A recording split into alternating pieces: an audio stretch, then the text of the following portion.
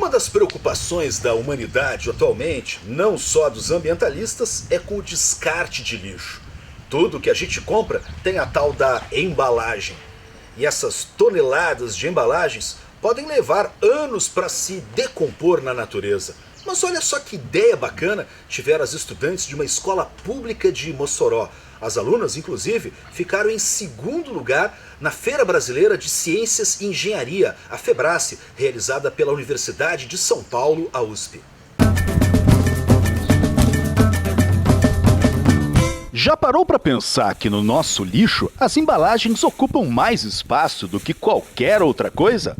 Sobra mais papelão, garrafa e potes do que os restos de alimentos. Materiais como vidro, plástico e papel, quando descartados na natureza de maneira inadequada, é claro, podem levar até centenas de anos para se decompor. Mas e se a embalagem for feita de material biodegradável? Nesse caso, os micro-organismos diminuem esse prazo de decomposição para apenas 6 dias. As embalagens que se desmancham rapidamente podem ser feitas a partir de proteínas, lipídios e o amido. E foi a goma de mandioca, escolhida por estas estudantes de ensino médio do interior do Rio Grande do Norte, na pesquisa para criar uma embalagem biodegradável. É um projeto que a gente tirou daqui do nosso cantinho, da nossa terra, e fez com que todo mundo conhecesse, né? Então, a FEBRACE também dá muitas credenciais para feiras internacionais, feiras nacionais, e faz com que a gente também leve esse projeto para fora, né? Apesar do benefício de ser biodegradável, as primeiras bandejinhas que as meninas fizeram eram muito frágeis e com a umidade se desmanchavam logo. Era preciso adicionar alguma coisa na receita que desse mais resistência. Foi quando elas perceberam a folha seca que cai do cajueiro, planta comum aqui no Nordeste brasileiro. Existe uma casa de apoio perto da casa delas, aqui no bairro.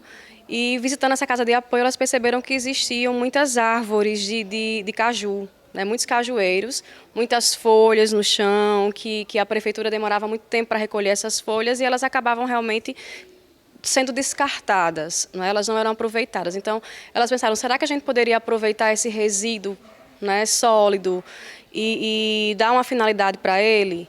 Né? Então, foi justamente o que elas fizeram, recolheram essas folhas e fizeram esses testes. Então vamos aprender o passo a passo para fazer em casa a embalagem biodegradável. A gente vai precisar de 400 gramas de goma de mandioca, 10 folhas de cajueiro, que são trituradas no liquidificador por 1 minuto, e cera de abelha, que ajuda a impermeabilizar a bandeja. Na panela vão 400 mililitros de água para a mistura.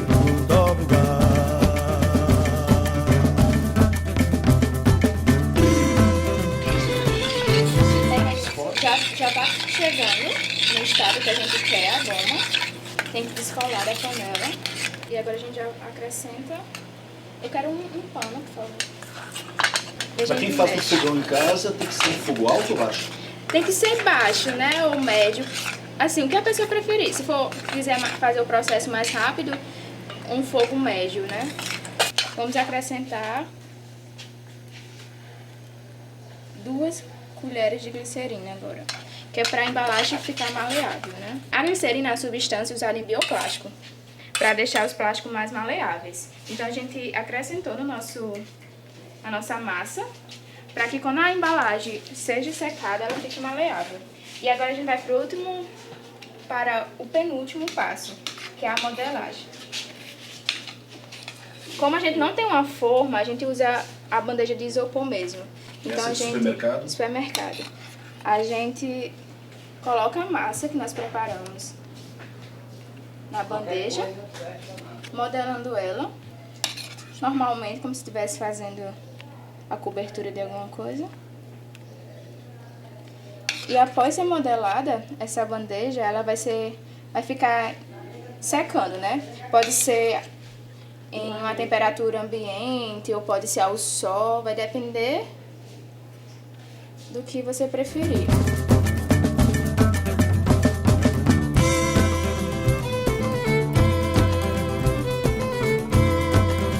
Pronto, já conseguimos modelar da primeira vez.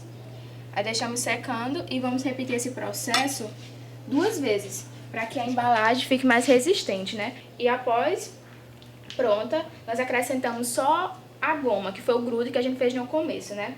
A gente não leva mais a folha. Mas por que a goma no último processo? Para que quando a embalagem seque, ela fique com um brilho, né? Um brilho a mais. Que o amido de mandioca faz isso.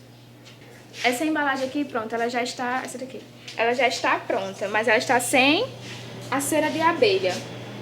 E já essa daqui tá com cera de abelha. Então percebe que a cera de abelha deixa uma coloração mais bonita, né? Mais viva na embalagem. Essa daqui tem cera de abelha, essa daqui não tem. Então, quando a embalagem seca, nós aplicamos a cera de abelha. Como é que aplicamos? Nós pegamos uma panela e colocamos em banho-maria, né? Pode colocar a cera de abelha no recipiente de vidro, coloca a água, leva ao fogo, ela vai derreter. Após derreter, é só aplicar na embalagem toda, nessa parte, e ela vai secar. É bom também ter um secador para que a cera ela se espalhe bem. E é isso, já está aplicada e acabou o processo. Depois de 2 dias secando em temperatura ambiente, a bandejinha pode já ser usada. As meninas contam que tudo foi testado, garantiu resistência e conserva as propriedades dos alimentos. Foram passados por vários testes até conseguimos chegar a um mais resistente, que a gente pode ver o resultado que ficou bem melhor ao decorrer do tempo. A gente podemos usar na geladeira ou em ambiente natural, na mesa, em algum lugar para colocar o alimento. Para colocar frutas, principalmente frutas, queijo, tomate, qualquer assim, que possa conservar. A iniciativa das estudantes já foi apresentada em grandes feiras de ciências. A gente participou da Feira do Semiárido do Potiguar, que abrange muitos projetos do estado, e ganhamos a credencial para ir para a Febras, né, que nós fomos, e lá também ganhamos muito destaque.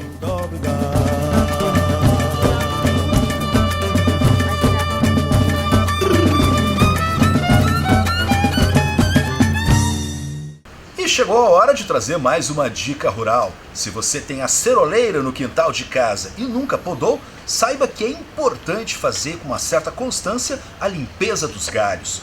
O agrônomo doutor em fitotecnia pela Universidade Federal Rural do Semiárido, Eduardo Castro, é quem mostra pra gente. Hoje nós vamos falar um pouquinho sobre a poda de plantas frutíferas. É elemento fundamental em cultivo de plantas frutíferas que é essencial para que se tenha uma produção boa e uma fruta de qualidade. Hoje nós temos aqui um exemplo da ceroleira, planta muito bem adaptada à região Nordeste e que produz muito, até 9 colheitas por ano, consegue-se com essa planta. Na ceroleira temos 3 tipos de podas principais. No caso seria a primeira poda de formação, que no caso consiste no início, quando você planta a muda no campo. Essa poda de formação ela é inicial e essencial para que todas as sequências da cultura sejam realizadas com sucesso. Formadas essas 4 ramadas que são selecionadas, inicia-se a poda de condução. Você vai estar sempre eliminando ramos que não são necessários para essa planta, podando, fazendo poda de ramos que estão para baixo, em fluxo contínuo, ramos que estão muito verticais, ou seja, esses ramos eles não produzem, porque há uma rápida condução de seiva. Nesse caso, ele vai só vegetar. Então vamos fazer um exemplo aqui rápido. O que a gente pode fazer aqui? Inicialmente, você observando uma planta dessa, você que pode ter a planta no quintal ou também pode estar produzindo comercialmente. Inicialmente, observar a presença de ramos ladrões que ficam abaixo aqui dessa planta. Após essa observação, você já pode começar a eliminar ramos ladrões, que são geralmente aqui dessa base aqui, ó. Esse ramo, como o próprio nome diz, o ramo ladrão, ele vai estar roubando todo o nutriente que deveria estar sendo fornecido para a planta e, no caso, vai estar fornecendo um ramo que não tem função nenhuma na planta. Após isso, vamos eliminar esses ramos que estão caídos para baixo.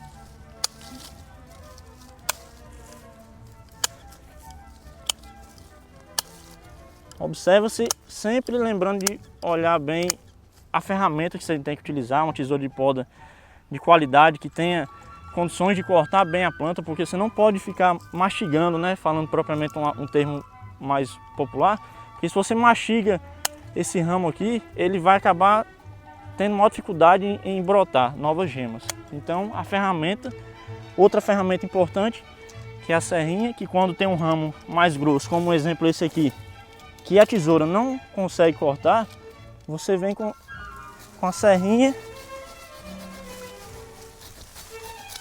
e serra, né, ó.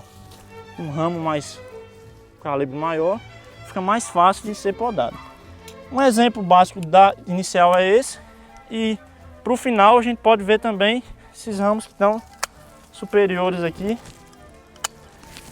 podem também ser eliminados, ó, o ramo que está saindo muito da projeção da copa. O intuito da poda é você deixar uma copa harmônica, você observar a planta e você determinar que vê que ela está bem formada, bem ajustada, com todos os ramos nos locais corretos. Então, inicialmente e basicamente é isso. E após um ano de produção, com a planta já em produção, já estabilizada, geralmente recomenda-se fazer uma poda drástica, mas isso é a observação do produtor. Se ele está vendo a sua planta muito grande, muito com produção baixa caindo ao longo dos anos, recomenda-se fazer uma poda drástica, que é, no caso, como o próprio nome diz, drástico é você eliminar bastante ramo dessa planta e deixar essa planta com quantidade menor de parte vegetativa. No início você vai ter uma produção reduzida, porque sua copa vai estar bem menor, mas ao final do ano você vai ver que a sua produção vai melhorar muito, porque a planta vai conseguir restabelecer toda a parte vegetativa e vai conseguir produzir de forma satisfatória, que o produtor consiga levar essa fruta ao mercado com qualidade e com bons preços. E você, tem alguma pergunta, quer mandar dúvidas ou sugestões? É só acessar nossa página, pega aí o endereço que está na sua tela. Até a semana que vem, obrigado pela sua audiência, até lá!